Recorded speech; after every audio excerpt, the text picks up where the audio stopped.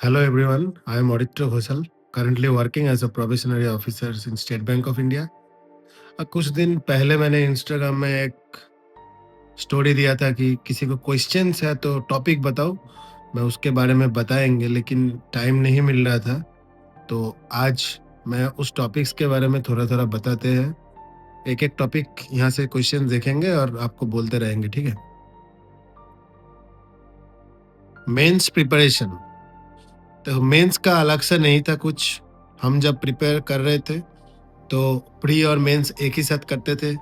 Mains का puzzle हो गया, डीआई हो गया, ये सब चीज़ें हम पहले से ही करते थे। एंड करंट अफेयर्स जो पढ़ते थे ना, तो सब एक साथ ही करते थे। ऐसा नहीं था कि मेंस के लिए अलग प्रिपेयर करेंगे, प्रीलिम्स पास करने के बाद मेंस का प्रिपेयर करेंगे। ऐसा आप सोचेंगे तो मेंस क्लियर नहीं होगा भाई।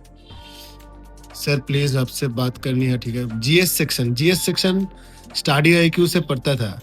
करंट अफेयर्स जो मैं उस टाइम पढ़ता था स्टडी आईक्यू से ही पढ़ता था। गौरव गर्ग सर आप लोग जानते होंगे। गौरव गर्ग सर का वीडियो मैं देखता था एंड उसका नोट थोड़ा नोट्स बनाते थे, और वो वाला पीडीएफ में ही बना लेते नोट, या फिर प्रिंट आउट करके नोट बना लेते थे। लेकिन ऑब्वियसली करंट अफेयर्स मेरा सबसे वीकेस्ट पार्ट था, फिर भी हम वो नोट्स और वीडियो वगैरह देख के ही करते थे, ठीक है। Detail syllabus, mark, weightage, questions pattern for all kind of bank exams. देखिए सिलेबस तो ऑलमोस्ट सेम है, क्वेश्चन पैटर्न थोड़ा सा डिफरेंट है। इंटरनेट में देख सकते हैं क्वेश्चन पैटर्न।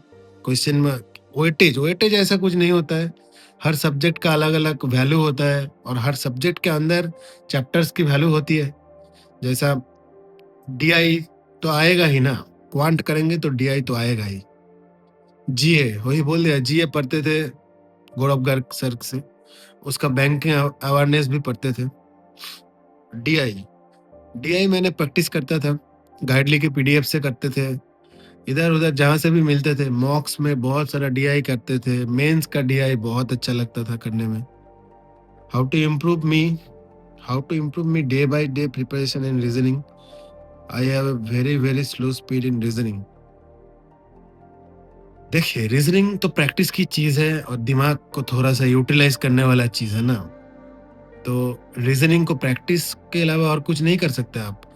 डेली प्रैक्टिस करना होगा। जो टॉपिक में आपको अच्छा नहीं लग रहा है वही टॉपिक ज्यादा करना पड़ेगा।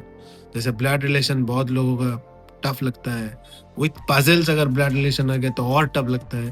प्रैक्टिस करना पड़ेगा ना भाई, जो चीज नहीं आता है वही तो प्रैक्टिस करनी होती है।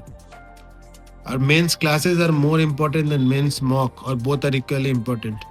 मैंने कभी किसी का क्लासेस वगैरह बहुत सारा देखा नहीं था, खुद से करते थे। डीआई पजल नहीं कर पाता था तो वहाँ पे सॉल्यूशंस मिलते थे।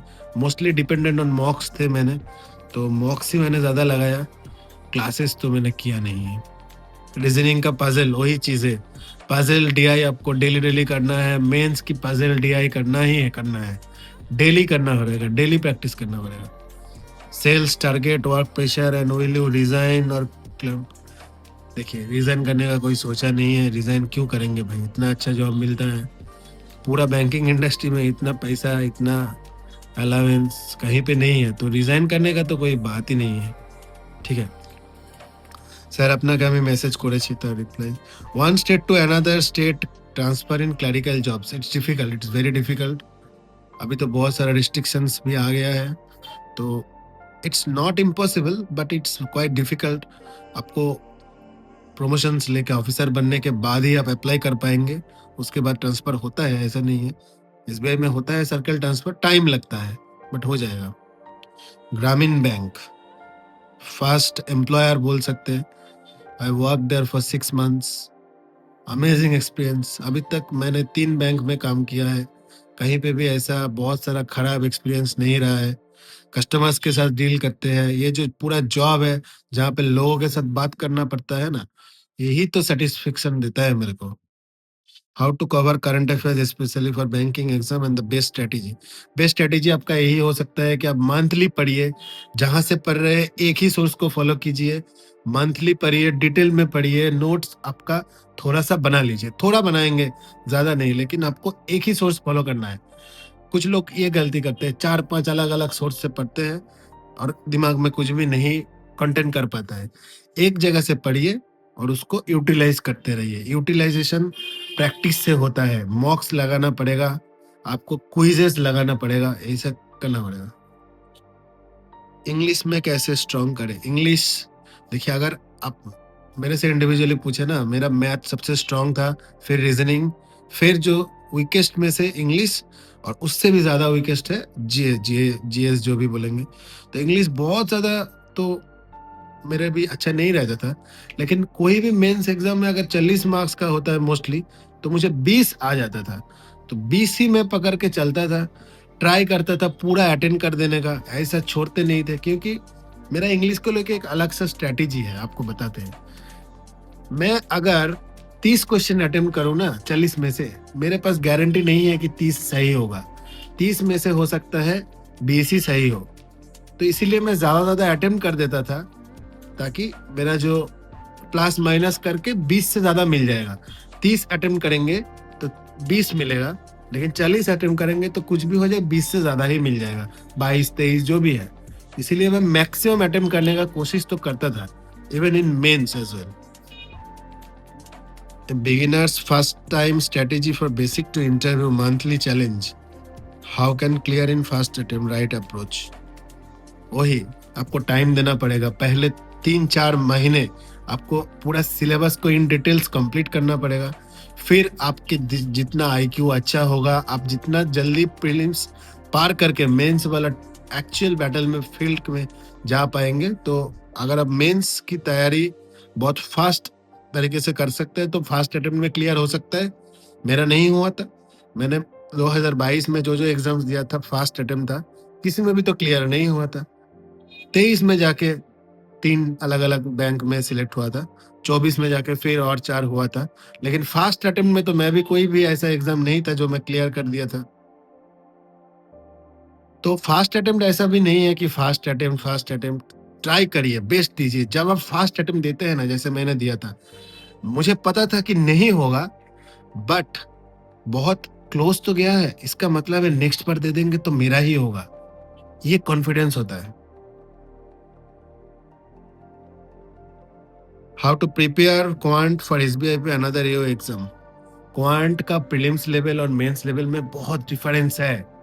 आपको प्रीलिम्स में ना स्पीड में कोशिश करना है कि स्पीड को फॉलो करे, स्पीड से जल्दी जल्दी करना है, माइंड कैलकुलेशन वगैरह करना है। लेकिन मेंस में आपको दिमाग सोच के क्वेश्चंस को स्किप करते हुए जितना भी हो सकता है पूरा क्वेश्चन मोटा मोटी देख लेने के बाद आपको आइडिया हो जाएगा कि क्या क्या आया है, कौन कौन मुझे आएगा, तो वही करेंगे, बाकी नहीं करेंगे।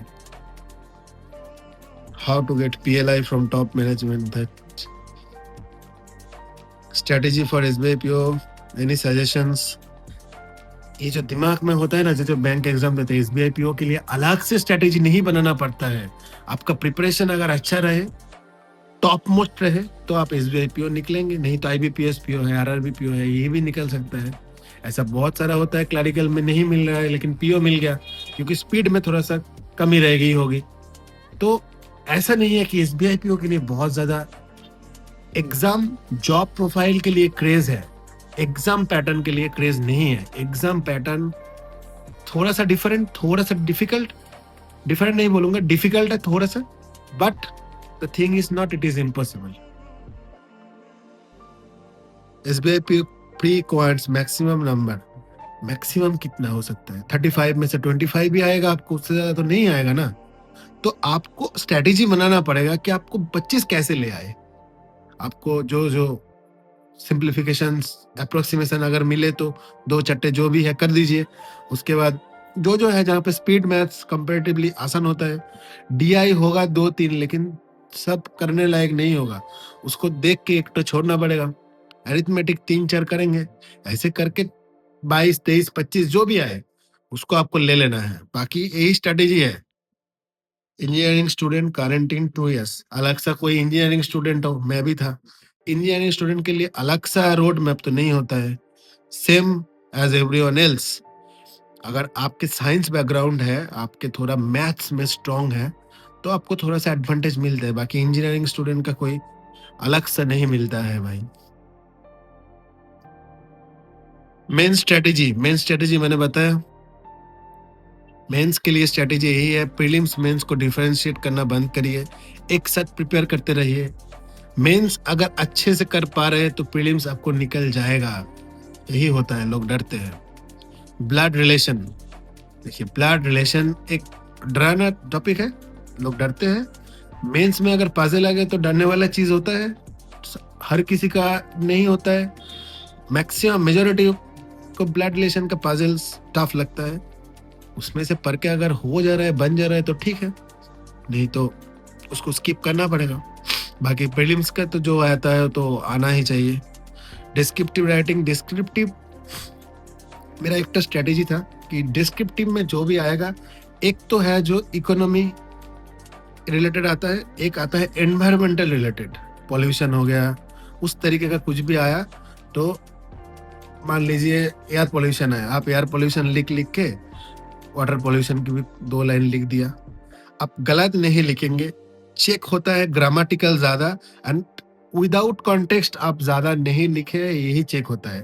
तो आप ऐसे लिखिए जो कॉन्टेक्स्ट में है, और ऐसा लिखिए जो ग्रामेटिकली करेक्ट है, तो you are in.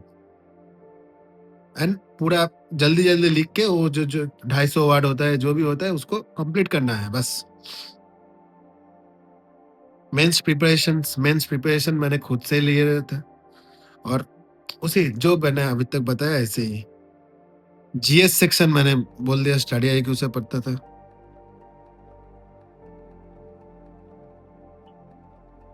How to cover current affairs बोल दिया। I think all the questions are covered now. Thank you. इस तरीके का वीडियोस के लिए और बैंक एग्जाम प्रिपरेशन के गाइडेंस के लिए यूट्यूब में सब्सक्राइब कीजिए और इंस्टाग्राम में फॉलो कीजिए।